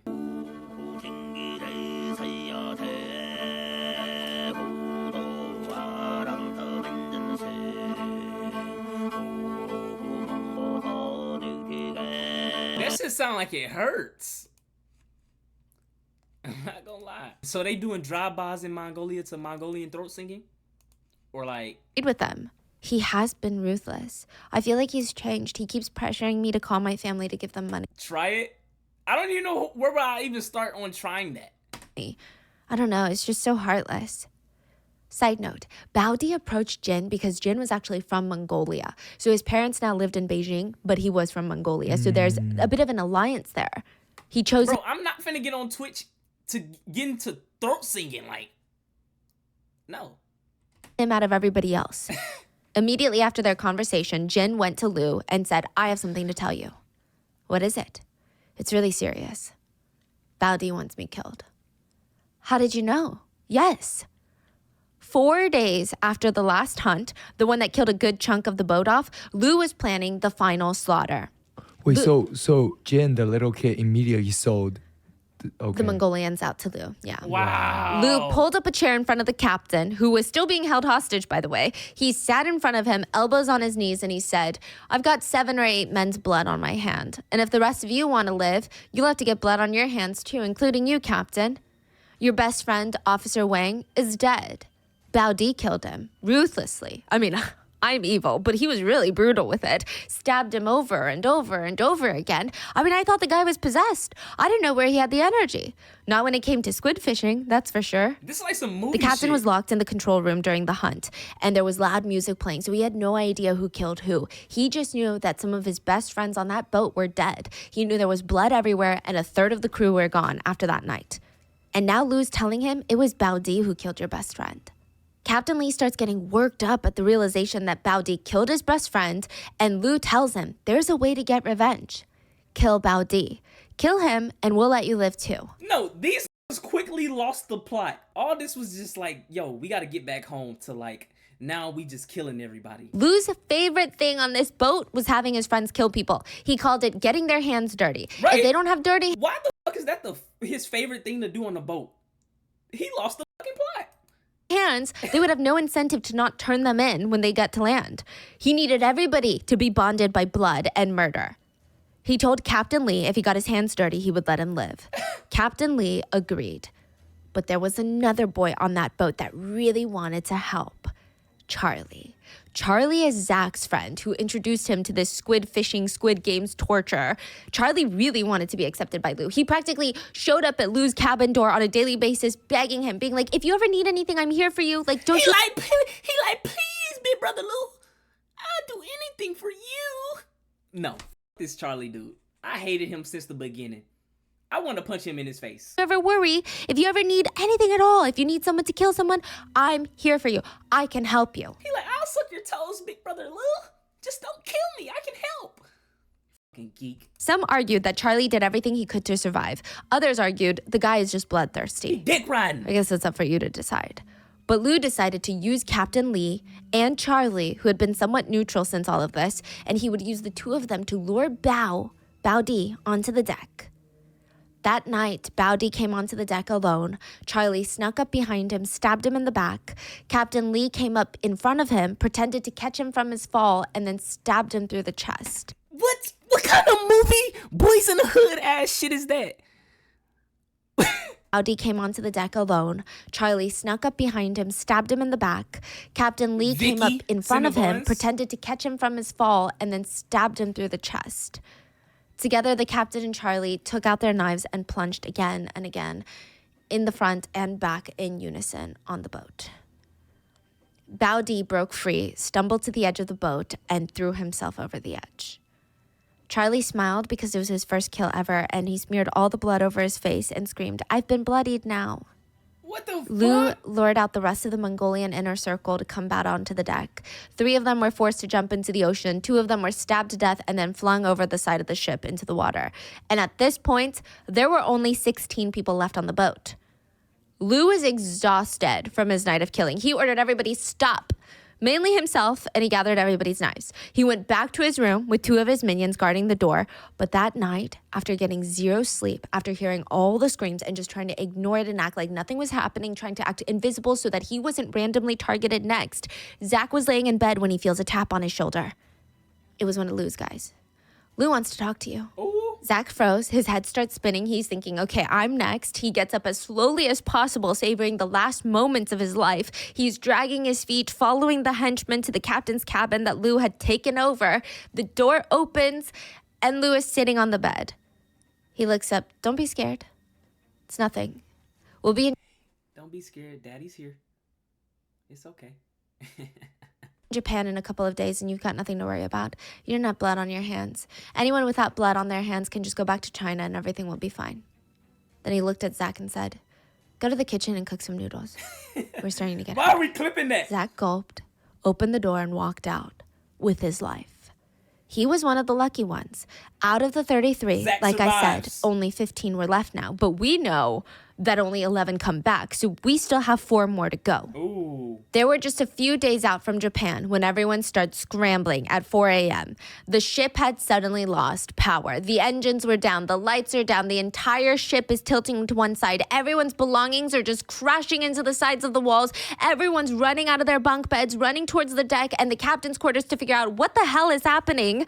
Lou orders a thorough check of the ship, and he discovers 2 things. There were only 14 people left on the boat. So one person is missing. And the ship's main valve was open. The ship's valve lets water into the main area of the ship. They were able to stop it, block it, stop the water that's coming in, but it's too late. The ship feels like it's slowly sinking. It was discovered that in the middle of the night while everybody slept, one of the engineers left alive from the management team opened the ship's valves, deliberately trying to kill everyone on board, and then jumped into the water himself. Lou ordered everyone to use the water pump to help pump out the water, but when that wasn't working fast enough, he ordered them to tie together all the floatable things, like planks of wood, anything. Float them together. We need to get all the life rafts out. They really only had like one working life raft that was in. That's dumb as hell. He jumped out into the ocean, but opened the port to let water in, trying to kill everybody else. Wouldn't he just die himself? Or Michael Phelps or something? Was he gonna swim to land? Inflatable, and they need to stock it with food. So if this ship goes down, at least they have food and they can try. They're still pretty far away from Japan. And when the ship kept tilting dramatically to one side, they did the last thing you want to do after committing mass murder on a boat. They sent out a distress signal so that they could be found. The boat was going down. Either they all die out at sea or they try to find a way out of this. Lou's survival instinct was very strong. So there were 3 people that were now loading up this life raft, and they had plopped it into the water. It's working. So now it's up to them to climb down the ladder. 37 yards. He fucking blow. What did Hunter Henry do? And put the food in. So they do. And Target, that was terrible. They left. Zach sees them floating away, and at first he's confused and he thought something bad was happening, so he threw them a rope, but one of the men on the raft grabs the rope he throws at them, throws it back 31? Yo, they fucking stank up the joint. In the Super Bowl? into the water, and he screams, "They have knives. They're planning on killing more men. We're not coming back." By the time Lou saw what was happening, the raft was so far gone out, it was the size of your fist. Lou did not scream or curse like everyone expected him to. He just stared into the water. He slowly sat down on the deck. Everyone got quiet. The boat is sinking. The raft is gone. The distress signals were sent out, but who knows if people are ever coming? And even if they did, they were going to die for their crimes. After a long pause, Lou got up and said, "It's fine. If they rescue us, we blame them for everything. The people on the raft, they killed everyone, left us for dead. That's what we say." Nobody was listening to him, though. They were staring behind him at the blue water. He whipped around, and the raft was drifting back to the boat. The current was sending the raft back straight into the ship. And no amount of pedaling was helping the escapees get away from the ship. And any humanity left in some of these people broke that moment. They became full-on animals. There's a very famous quote by Friedrich Nietzsche. Not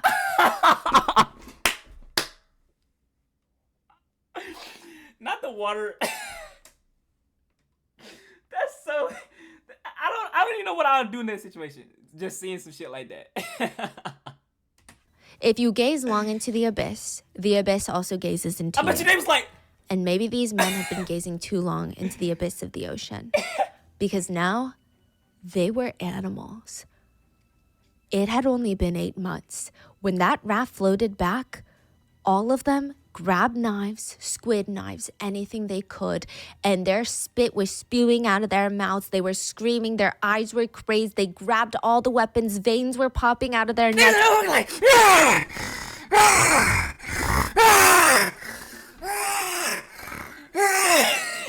They turned into some fucking animals. And they started chucking weapons at the raft. They were hunting for humans again. Many of the ones on the raft, the three of them were stabbed. Knives were getting thrown and embedded into their arms, sides, thighs, the raft. Blood was seeping out of the raft and making the water around them red. One of the men, Song, he jumped into the water and started swimming towards the ladder of the ship, begging Lu to spare his life. Lu ordered him to be pulled in. He had a head wound. He was bleeding. The others... He like, big bro, Lu, I was just playing. It was just a joke. Prank going wrong, Lu. I'm sorry. Lu was like, okay. Bring him in. Lu probably finna do him dirty. Escaped, but they were screaming in the water for their lives because the sharks are coming soon. They could smell the blood. Lu squats down next to Song on the deck, and he grabs a paper towel and puts it to his head. He turns around, and he said, Zach, Xavier, you guys are the only ones that don't have blood on your hands. Throw him into the water. So he literally only brought him up so that these two could get blood on their hands. Zach was like, what? Like I said, you guys are the only ones. Xavier was so scared he grabbed the nearby squid knife and he braced himself and started speed walking towards Song, but Lu stopped him and said, too much of a mess. Just tie him up and throw him into the water. So that's what they did. And the whole time Song was begging, Lu, please, we're brothers, remember? Why are you ditching me? You don't hate me that much, right? I promise I'm not going to say anything when I get back. Lu just watched quietly as Song was lifted and thrown to the water. And then everything went silent. And almost like some sort of pirate legend, a typhoon hit, washing off a lot of the blood on the deck and buying the crew some time before the distress signal could be intercepted and people would come to rescue them. No. Why is stuff aligning like that? The boat comes back, a fucking typhoon sweeps up the blood on the ship. What the hell? For some reason, the boat did not sink. It didn't sink, but the engines were no longer capable of turning back on, so they can't move. So they're just stuck in the water, going with the way of the current. Lu ordered everybody clean up the blood, and while the storm raged on and the rain was pouring in, Lu went over the plan over and over again. Everyone took turns memorizing it. Bao Di and his men killed the management team off, and then the four that died on the raft, they're the ones that killed Bao Di and the Mongolians, and then they escaped, leaving us for dead, trying to sink the ship. The last time Zach saw Lu was in prison. Zach was walking past Lu's cell. Lu was laying in bed, the same way he laid on the bed on the boat. It's like nothing had changed. He was still on the boat in his mind, it looked like. Lu smiled at Zach through the bars. He lifted one of his hands, pointed two fingers at Zach, cocked it like a gun, pew, shooting it at Zach, and he smiled. That was the last time Zach saw Lu before Lu died. Damn. All 11, quote, survivors of the boat were found guilty. Oh my God! He might have to hit Turkey. He make me feel better about my forehead. I'm not gonna lie though. He might have to fuck around and hit Turkey. All 11, quote, survivors of the boat were found guilty. The sentences were handed out November 14th, 2012, which, side note, Lu's mom even said none of this would have happened if the victims were strong swimmers, I guess implying everyone could have swam. She said if everybody could... What the hell is she talking about? Which, side note, Lu's mom even said none of this would have happened if the victims were strong swimmers, I guess implying everyone could have swam away from a homicidal maniac. This is proof that Lu was fucking crazy. It stemmed down the family. This shit intermediate. Like, this is why stupid people shouldn't have kids. This is why. It was just a wild statement to make in court. 6 of the men were sentenced to death. No, she said that in court? Homicidal maniac. It was just a wild statement to make in court. 6 of the men were sentenced to death. The other 5 were given lesser sentences in varying degrees because I guess the courts decided they didn't play as active of a role in the killings. Zach was released after 4 years on good behavior. Damn. And on his way out, he saw 19-year-old Jin. And Zach asked the guards to wait. He got up to the steel bars and asked Jin, hey, do you need anything? I'm getting out. I can mail you something. 23-year-old Jin smiled and said, don't worry about it. My parents are sending me stuff, but look after yourself and just forget all this happened. 4 years for a murder isn't bad. He got off lucky, low-key. And with that, he smiled and he waved at Zach. Jin had been sentenced to death. Damn, Jin. It looks like your parents won't be serving anything. And Jin was 19. Jin was 19. Liu Jin, along with 4 others, were executed in 2016. Liu decided in prison that he was going to escape. He tried to convince his cellmate to help him. He was caught. And instead of, I don't know, putting him into like solitary confinement, they just tied him to his bed every day by all 4 limbs. Yeah, he was like that for 4 years until he was executed. Oh, Xinfa Food Company, the company that sent the ships out, they compensated the victims around $60,000 each. Some victims' relatives stated they were pressured by the food company to not talk to the media about anything. And in the end, nothing happened to this food company. oh, these got away with that? And that shitty ass contract they made is insanity. And a lot of these fishing companies in China, if you even just Google like squid fishing industry, it is scary. There have been bodies that have been washed ashore, notes in water bottles filled with rice that have been washed ashore, random people from Southeast Asia that have been recruited to work on these ships. They would be just dumped on the ports, like literally about to die. And they were all on these squid fishing boats. Like the stories coming out of there are really terrifying and nobody's talking about it. Nobody. We're just eating calamari. Because I guess it's not something, it wasn't even on my radar, you know? It was never something that comes up on TikTok or is on the news of like, you guys will never guess what happened. It just kind of gets buried with everything else going on. But it's something I would look into if you guys are into stuff like that or just curious, intrigued, want to do something. Zach is now back in his hometown taking care of his mom. His girlfriend, the whole reason he went on this fishing trip for, she ended up moving away. No! And Zach knows that he could technically go looking for her and explain to her what happened and try to win her over, the love of his life, but he can't. No! He says he feels embarrassed even at the idea of seeing her again. No! Because he's just a village boy and she's in Shanghai now. Damn! And that is the story of the crazy 8 months at sea. I mean, I just kept thinking about this story because right now there's a cruise that's going on for 9 months. And I know obviously the situation is different, but this is, I think, the world's longest cruise is 9 months. It's happening right now. I think recently it got flooded. There was a little bit The world's longest cruise? Who the fuck going on a cruise for 9 months, nigga? Just for the fuck of it? of drama on board. And I just can't imagine being out at sea. I know they stop by the ports and they don't go as deep into the sea as the squid fishers, nor are they in, you know, it's a luxury cruise. It's like $70,000 per person for 9 months. What? And, you know, it's a luxury cruise. It's like $70,000 per person. What the fuck? $70,000? Nah. For 9 months. What? Yeah. What? All food included and everything, but still it's unhinged. So I get it's a luxury experience compared to this, but I think just the idea of being stuck on a ship with that many people, strangers, it just feels scary. But that's it for Shit, today's no. video. Let me know in the comments, what are your thoughts on this case? I'm not trusting no boat. I paid $70,000 to be on with strangers around, and I gotta trust these strangers for these next 9 months to not go crazy, damn near, because they in the middle of the water, and they want to go back, but they can't go back because we paid $70,000 to do this for 9 months straight. Oh hell no, bitch! Dope video as always, Ron Mango. I don't know why and how Ron Mango be finding out the craziest shit from different countries, but shout out to you. Yeah, I know we love Stephanie over here. Subscribe, 20K is on the way. Make sure you leave a like, comment more videos you want to see, and all that good shit. And I'm gone.